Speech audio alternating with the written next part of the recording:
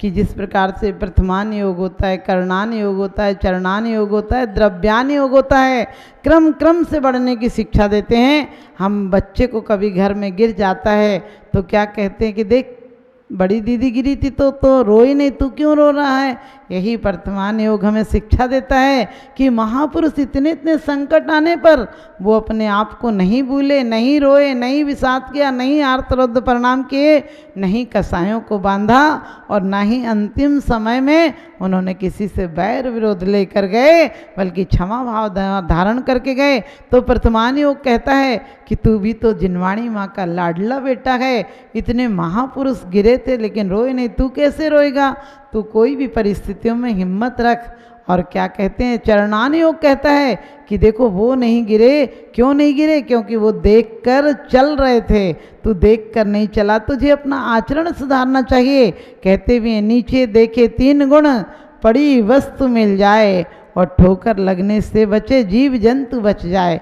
चरणान योग यही तो शिक्षा देता है कि नीचे देखकर चलो, जीवों को बचाओ, वस्तुओं को देख शोध कर रखो, उठाओ, भोजन को शुद्धता से बनाओ, यही तो शिक्षा देता है। इससे हमारा स्वास्थ्य भी सुधरता है, परिवार भी सुधरता है और आचरण सुधरता है, अध्यात्म भी सुधरता है, तो परभव भी सुधरता है। चरणान योग कहता है। और करणान योग कहता है कि तू जिस समय जैसे परिणाम करेगा उस समय वैसे ही ठोकर लगेगी। तो करणान योग यही कहता है कि देखो तुमने जिस समय जितनी कसाय से कर्म बांधे हैं उतनी देर के लिए बंध गए और उतने ज़्यादा दुख देंगे, इसलिए तुम ध्यान से चलो, तुम्हें अपने परिणामों को देखना है। तुम यदि देखोगे नहीं तो तुम भी गिरोगे। और द्रव्यान योग तो कहता है, जिस प्रकार से माँ कहती है कि बेटा तू राजा बेटा है, तुझे थोड़ी लगती है चोट, ये तो पत्थर को लगी है, ये तो पत्थर को मार देती है झूठे बच्चे को समझाने के लिए।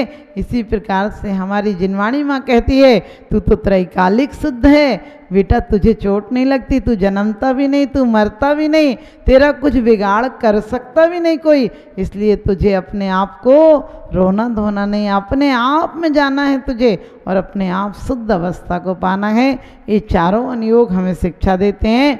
और चारों अनुयोग क्या कहते हैं, लेकिन आज हमने चारों अनुयोगों को उठा कर रख दिया है। लोग कहते हैं कहानी किस्सों में क्या रखा है, जबकि कहते हैं कि कहानी किस्से भी हमें शिक्षा देते हैं। प्रथमानियोगी मर्थ्या ख्यानम चरितम पुराणमपि पुण्यम बोधि समाधि निधानम बोधित बोधा समीचीनम। प्रथमान योग क्या शिक्षा देता है कि तुम चिंता मत करना, बोधित बोधे समीचीनम। प्रथमान योग भी हमें साक्षात केवल ज्ञान में कारण है, हमें बोधि दिलाने वाला है, केवल ज्ञान दिलाने वाला है। तो हम प्रथमान योग को विनय से पढ़ें। हम छोटे छोटे बच्चों को कॉमिक्स दे देते हैं, कहीं कार्टून दिखाते हैं, कहीं बच्चों को कुछ और शिक्षाएं देते हैं, लेकिन हम बच्चों को धर्म की शिक्षाएं दें। छोटे छोटे यदि चित्र भी बनाकर दिखाएं तो अपने महापुरुषों के दिखाएं, पाप से निर्वृत्ति कराएं बच्चों की और चारित्र में प्रवृत्ति कराएं। छोटे छोटे बच्चों को कहें कि बेटा अनछना पानी का उपयोग नहीं करते हैं, बेटा रात को नहीं खाते, देखो कितने जीव होते हैं। इस प्रकार से हम बच्चों को स्वास्थ्य भी ठीक रख सकते हैं और अध्यात्म भी ठीक रख सकते हैं, शरीर और आत्मा दोनों को स्वस्थ कर सकते हैं। लेकिन आज क्या हालत हो गई, जिन वाणी जिन देव से रो रो करे पुकार, और मुझे छोड़ तुम शिव गए कर कुपात्र आधार। और जिन वाणी जिन मात है अमर करे दे ज्ञान। कहते हैं जिन वाणी जिन मात है अमर करे दे ज्ञान, जैसे माता पुत्र को कर देती बलवान। कि वास्तव में जिनवाणी वो ज्ञान की घुट्टी है कि जो एक बार जिनवाणी का, हम जैसा नहीं कि ज़बरदस्ती। एक बाबूजी स्वाध्याय में आते थे और सोते थे। मैंने बोला बाबूजी नींद आती तो आप क्यों आते हो? बोले लोग क्या कहेंगे कि फलाना आता नहीं इसलिए आता हूँ, लेकिन यहाँ नींद भी पूरी हो जाती है, सुनना भी हो जाता है। महिलाएं भी कभी कभी मंदिर में कहती हैं कि तू पूजा पढ़ ले, तू स्वाध्याय कर ले, मैं माला फेर लेती हूँ, तीनों काम एक साथ में पड़ जाएंगे। तो ऐसे नहीं करना चाहिए। 24 घंटे में 58 घड़ी घर की और 2 घड़ी हर की, कम से कम 24 घंटे में हमारे आचार्यों ने तो ऐसा बंटवारा किया है कि 24 घंटे में से 8 घंटे घर के लिए, 8 घंटे धर्म के लिए और 8 घंटों में व्यापार करो, विश्राम करो, कुछ भी करो। 24 घंटे का पूरा बैलेंस बना दिया। लेकिन आज किसी से कहो तुम मंदिर में 1 घंटा बैठ जाओ तो लोग कहते हैं मरने की फुर्सत नहीं मिलती है। मैं कहती हूँ आधा घंटा बैठ जाओ, बोले फिर भी फुर्सत नहीं मिलती है। मैंने कही 10 मिनट को आओ, बोले नहीं मिलती है। हमने कही 5 मिनट को आओ, बोले इतनी फुर्सत भी नहीं मिलती है। मैंने कही 2 ही मिनट को आ जाए करो, बोले इतनी फुर्सत भी नहीं मिलती है। मैंने कहा फिर चुल्लू भर पानी में डूब मरो। तो एक लड़का बोला चुल्लू भर पानी में 5 फुट का आदमी कैसे डूबेगा। मैंने कहा अगले जन्म में जब तू कीड़ा होगा तो तुझे डुबाने के लिए चुल्लू भर पानी भी काफ़ी होगा। अरे परमात्मा ने तुझे इतनी जन्म दिया है, इतना सुंदर जन्म दिया है, इतनी लंबी उम्र दी है, लेकिन तुमने अपने दिल की तिजोरी को कचरा घर बना रखा है। बरसों की विपरीत बातें याद रहती हैं, लेकिन एक बात भी धर्म की हमारे साथ नहीं जाती है। तो हमें यही करना है जिनवाणी, जिस प्रकार से माँ को आप सोने के पिंजरे में, सोने के महल में रख दें, जिस प्रकार से अपनी माँ को आप सोने के कमरा भी बनवा के रख दें, लेकिन माँ चाहती है कि बच्चों के साथ रहें। इसी प्रकार से जिनवाणी माँ चाहती है कि अपने बेटों के हृदय में रखें। हम नहीं चाहते हमें सोने की अलमारियों में बंद कर दो। लेकिन जो हमारे पूर्वाचार्यों के शास्त्र हैं, उन्होंने कितनी मेहनत से लिखे हैं, कितना अपना स्वयं उन्होंने कितनी मेहनत का अपना अध्यात्म से हटाकर समय दिया है। उनको हम पढ़ें और पढ़ेंगे तो निश्चित ध्यान रखना, जिसको जवानी में श्रुत के प्रति जरा भी आराधना में ध्यान होगा उसका बुढ़ापा कभी नहीं बिगड़ेगा। जो अहंकार के लिए शास्त्र को कैंची का काम करता होगा, किसी को काटने को, किसी का नीचा दिखाने को और किसी को विरोध करने के लिए जो शास्त्र पढ़ता है, समझ लेना वो शास्त्र पढ़कर भी कोई कल्याण नहीं कर सकता है। जो सहज स्वाभाविकता से, नम्रता से और शास्त्रों का अध्ययन आत्म कल्याण के लिए करता है। क्योंकि कहते हैं यदि उपयोग नहीं कर पाए, ज्ञान का उपयोग नहीं कर पाए तो बहुत दुर्गति होगी। यदि उपयोग नहीं कर पाए, ज्ञान वृथा ही जाएगा और लाद पुस्तकें गधा पीठ पर क्या ज्ञानी कहलाएगा। तो आज के दिन सुख पंचमी मनाना तभी सार्थक होगा कि हम जिनवाणी को बहुत विनय से रखें। हम लोग क्या करते हैं, कहते हैं जालिम ने जिस डाली पर नज़र डाली, जालिम ने वही डाली काट डाली। लोग जिनवाणी पढ़ते हैं, गीले हाथों से हाथ धोते हैं और जिनवाणी पलट देते हैं, जिनवाणी के पेज फट जाते हैं। हम लेते हैं और जिनवाणी को गीले पेजों से पलट देते हैं, इसलिए जिनवाणी वहीं से फट जाती है। आप देखना जो जो पूजाएं महिलाएं करती हैं वो पेज फट जाएंगे। कभी भी लेते हैं हमको दोबारा पढ़ना पड़ेगी, खोलना पड़ेगी, इसलिए लौंग लगा देते हैं, कागज़ लगा देते हैं, पेंसिल लगा देते हैं, कोई पिन लगा देते हैं। ऐसी चीज़ें नहीं लगाना चाहिए। आपकी उंगली में कोई पेंसिल लगा के छोड़ दे, बांध दे तो आपका क्या हाल होगा।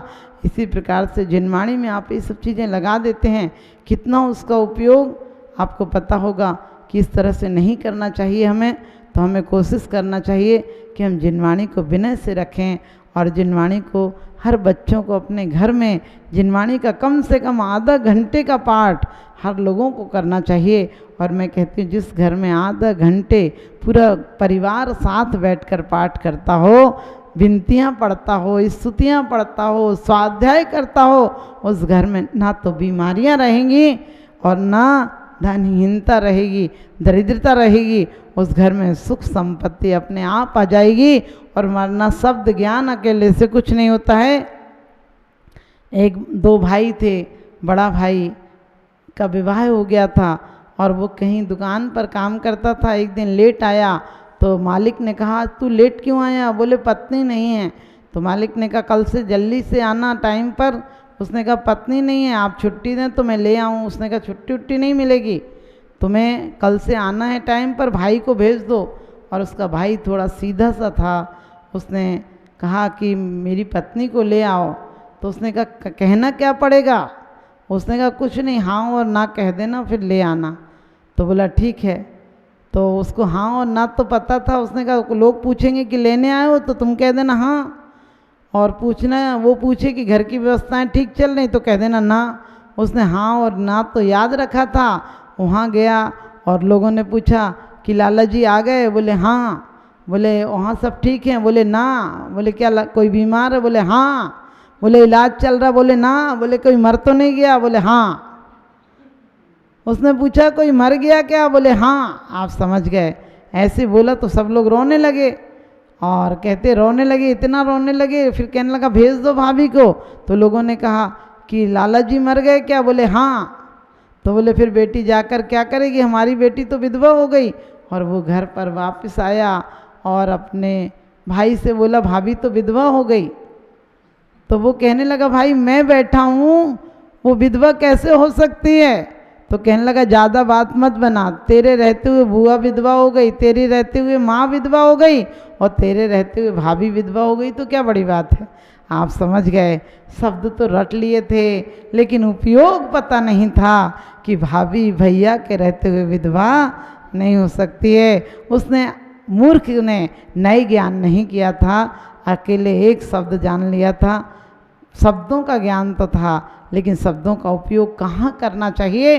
पहले हमारे यहाँ कितनी विनय थी, लोगों के अंदर कितना व्यवहारिक ज्ञान था कि आप अपने बच्चे को भी ले जाते थे और कोई पूछता था किसका बच्चा है, तो आप कहते थे आपका ही है। तो सामने वाला समझ जाता था कि इसका बच्चा है। कोई मकान बोलता था तो अपने मकान को भी कहता था आपका मकान है, आप आइए ना, आपके घर में आपका स्वागत है। इतना बहुमान था। लेकिन आज ज्ञान बढ़ा है, लेकिन हमारा विवेक कम हो गया है। हाँ, शब्द ज्ञान बढ़ा है, लेकिन हमारा आचरणहीन हो गया है। इंसान बाहर से बढ़ा है, बाहर से दौलत बढ़ी है, सामान ज़्यादा हुआ है, लेकिन इंसानियत कम हो गई है। हाँ, सामान ही सामान दिखता है, आदमी नहीं दिखता है। पहले आदमी ज़्यादा प्यार था, सामान भले कम था, दिल बड़े थे, दौलत कम थी, तो कोई बात नहीं थी। तो आप सभी दौलत बढ़ाएं और जिनवाणी का सही उपयोग करें, और आपको जिनवाणी एक दिन आपका ज्ञान के कारण बने, आपकी जिनवाणी आपको केवल ज्ञान में कारण बने। यही श्रुत पंचमी पर आप सबको आशीर्वाद। और हम भी चाहते हैं, स्वयं भी श्रुत की आराधना करते करते जो हमारे आचार्यों ने इतने अथक प्रयास किए हैं, हम जैसे पतित लोगों को पावन बनाने के लिए, उस प्रयासों को हम, उनके प्रयासों को निरर्थक नहीं होने देंगे और बेकार नहीं जाने देंगे। हम उसको सार्थक करेंगे। जिनवाणी के एक एक शब्द को हृदयंगम करेंगे। हम सम्मान दे देते हैं जिनवाणी को, लेकिन बहुमान नहीं दे पाते हैं। हम लोगों की तारीफ़ कर देते हैं, लेकिन हृदय से उसके प्रति आभार होगा तो हम उसका आचरण करेंगे। और आचरण करेंगे तो छोटे छोटे आचरण, छोटे छोटे नियम, क्योंकि पंचम काल में परम तप है। यदि कर्म निर्जरा का कारण है, वो स्वाध्याय है। और शुद्ध पंचमी के दिन सिर्फ श्रुत का हमें पंचमी के दिन पूजा नहीं करना है, आत्म पूजा का रास्ता जिनवाणी बताती है, उसको अपनाना है। इन्हीं शुभ भावनाओं के साथ बोली श्रुत पंचमी महामहोत्सव की